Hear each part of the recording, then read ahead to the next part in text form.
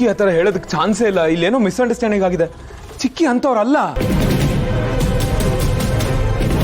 ಮಗ, ಇವಾಗ ಸುಬ್ಬಿ ಹೇಳ್ತಿರೋದು ಸರಿನಾ ತಪ್ಪ ಯೋಚನೆ ಮಾಡುವಂತಹ ಸಮಯ ಅಲ್ಲ. ನಡೀರಿ, ಮೊದಲು ಸೀತಾ ಎಲ್ಲಿದ್ದಾಳೆ ಅಂತ ಹುಡ್ಕೋಣ. ಭಾರ್ಗವಿ ಎಲ್ಲಿರ್ಬೋದು ಅಂತ ನನಗೆ ಅಂದಾಜಿದೆ.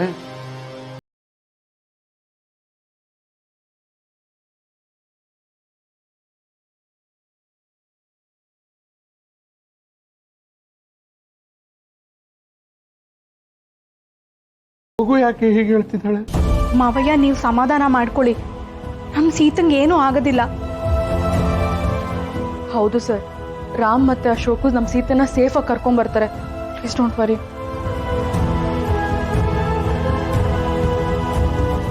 ಈ ಭಾರ್ಗು ಏನು ಮಾಡಕ್ ಹೊರಟಿದ್ದಾಳೆ? ಅಯ್ಯೋ, ಭಾರ್ಗವಿ ಆಂಟಿ ಸೀತಮ್ಮನ್ಗೆ ಏನಾದ್ರೂ ಮಾಡ್ಬಿಡ್ತಾರೆ. ಅದಕ್ಕಿಂತ ಮುಂಚೆ ಸೀತಮ್ಮ ಅಪ್ಪನ್ ಸಿಗ್ಬೇಕು. ಅವನನ್ನ ಚಿಕ್ಕ ವಯಸ್ಸಿಂದನು ಹುಚ್ಚಿ ತರ ಪ್ರೀತಿಸ್ದೆ.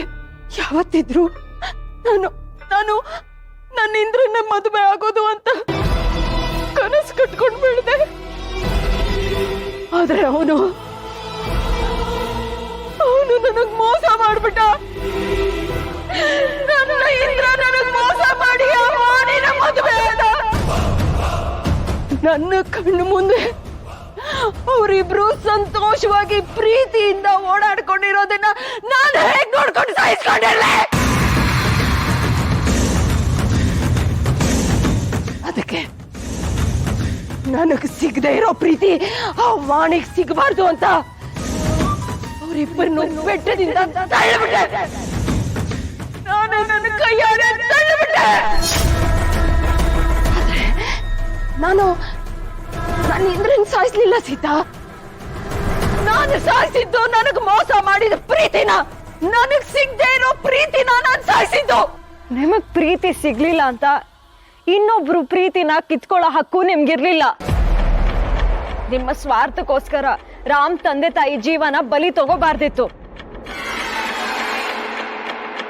ನಾನು ಬಲಿ ತಗೊಂಡಿದ್ದು ಒಬ್ಬ ಮೋಸಗಾರನ. ಅವನನ್ನು ಸಾಯಿಸೋ ಹಕ್ಕು ನನಗಿತ್ತು.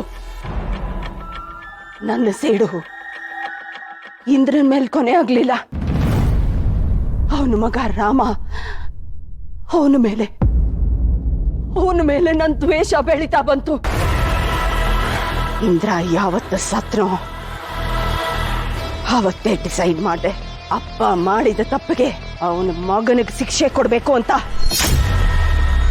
ಇಷ್ಟಕ್ಕೂ ರಾಮನ ಮೊದಲನೇ ಪ್ರೀತಿನ ಮುರಿದು ಹಾಕಿದ್ ಯಾರು ಅನ್ಕೊಂಡೆ.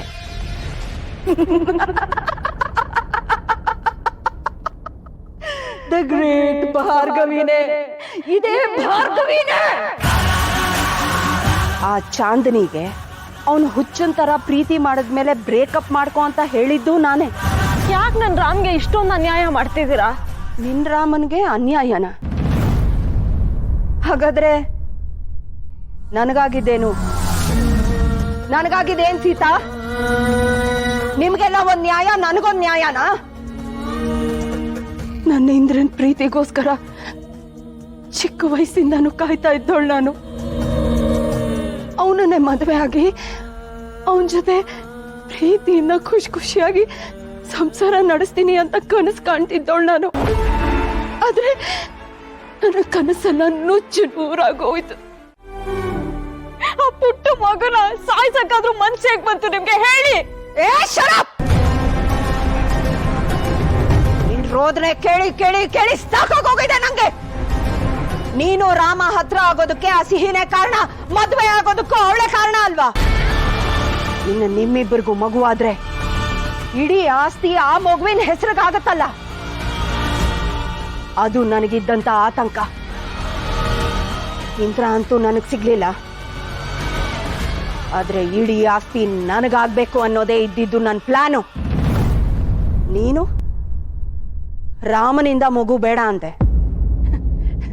ನನಗೆ ನನ್ನ ದಾರಿ ಕ್ಲಿಯರ್ ಆಯ್ತು. ನೀನು ಆ ಸಿಹಿ ಹೇಗಾದ್ರೂ ಜೀವನ ಮಾಡ್ಕೊಂಡು ಸಾಯ್ಲಿ ಅಂತ ನಾನು ನನ್ನ ಪಾಡ್ಗಿದ್ದೆ. ಆದ್ರೆ ನಿನ್ನ ಮಗಳು ಸಿಹಿ ನನ್ನ ನೆಮ್ಮದಿಗೆ ಕಲ್ಲು ಹಾಕ್ಬಿಟ್ಲು. ನನ್ ಮಗಳು ನಿಮ್ಗೆ ಏನ್ ಮಾಡಿದ್ಲು? ಒಟ್ನಲ್ಲಿ ಯಾಕೆ ಇಷ್ಟೊಂದು ದ್ವೇಷ? ಏನು ಮಾಡಿದ್ಲ?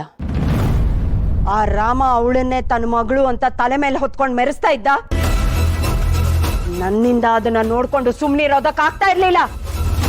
ಅವಳನ್ನ ಮನೆಯಿಂದ ದೂರ ಇಡೋಣ ಅಂತ ಬೋರ್ಡಿಂಗ್ ಸ್ಕೂಲ್ ಕಳಿಸಿದ್ದೆ ನಾನು. ಆದ್ರೆ ನಿನ್ನ ಮಗಳು ಹೆಚ್ಚು ದಿನ ಅಲ್ಲಿ ಉಳಿಲಿಲ್ಲ. ಅಷ್ಟರಲ್ಲಿ ಆ ರಾಮ ಇಡೀ ಆಸ್ತಿನ ಸಿಹಿ ಹೆಸರಿಗೆ ಮಾಡ್ತೀನಿ ಅಂತ ಅವಳನ್ನ ದತ್ತು ತಗೊಳ್ಳೋದಕ್ಕೂ ರೆಡಿಯಾಗಿದ್ದ. ನಾನು ಆಸೆ ಪಟ್ಟ ಆಸ್ತಿ, ನಾನು ಕಷ್ಟಪಟ್ಟು ಉಳಿಸ್ಕೊಂಡ ಆಸ್ತಿ ಆ ಮಗು ಹೆಸರಿಗಾಗೋದನ್ನ ನೋಡ್ಕೊಂಡು ಸುಮ್ಮನೆ ಇರ್ಲಾ? ಅಷ್ಟು ಸಾಲದು ಅಂತ ನನ್ನ ಸೀಕ್ರೆಟ್ಸ್ನೆಲ್ಲ ಗೊತ್ತು ಮಾಡ್ಕೊಂಡು ಆ ರಾಮನ್ಗೆ ಹೇಳ್ತೀನಿ ಅಂತ ಹೊರಟಿದ್ಲು. ಬಿಟ್ಟು ಬಿಡ್ತೀನಾ? ಬಿಡಕ್ಕಾಗತ್ತಾ ಸೀತಾ? ಅದಕ್ಕೆ ಅವಳನ್ನು ರಹಸ್ಯವಾಗಿ ಎತ್ತಿದ್ದು.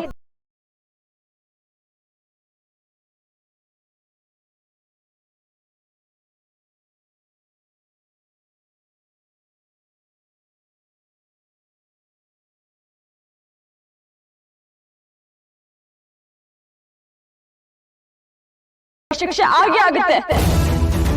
ಮೇಲೊಬ್ಬ ದೇವ್ರು ಅಂತ ಇದ್ದಾನೆ, ಅವನ್ ಇದನ್ನೆಲ್ಲ ನೋಡ್ತಾ ಇರ್ತಾನೆ. ಅವನ್ ಶಿಕ್ಷೆ ಕೊಟ್ಟೆ ಕೊಡ್ತಾನೆ. ಇಂದ್ರನ್ ಪ್ರೀತಿಗೋಸ್ಕರ ಜೀವನ ಪೂರ್ತಿ ಕಾಯ್ತಾ ಇದ್ದೆ, ಆದ್ರೆ ಕೊನೆಗೂ ಆ ಪ್ರೀತಿ ಸಿಗ್ಲೇ ಇಲ್ಲ. ಆದ್ರೆ ನೀನು ತುಂಬಾ ಲಕ್ಕಿ ಸೀತಾ.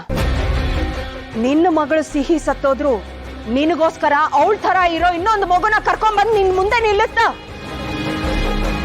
ಅವನು ನಿನ್ನನ್ನ ಅಷ್ಟೊಂದು ಪ್ರೀತಿ ಮಾಡ್ತಾನೆ. ಆದ್ರೆ ನನಗೇನ್ ಸಿಕ್ತು? ಏನೂ ಇಲ್ಲ.